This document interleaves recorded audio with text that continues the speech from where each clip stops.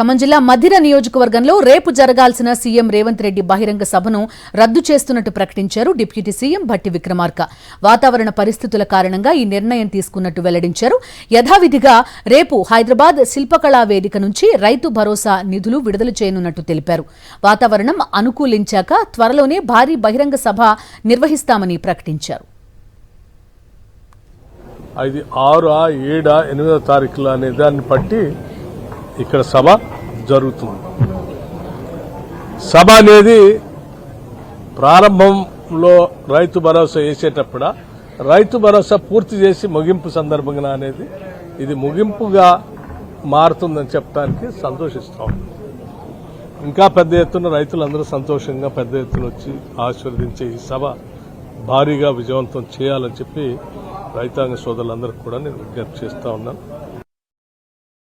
మరిన్ని అప్డేట్స్ కోసం ఛానల్ ను సబ్స్క్రైబ్ చేయండి. నోటిఫికేషన్స్ కోసం బెల్ ఐకాన్ పై క్లిక్ చేయండి.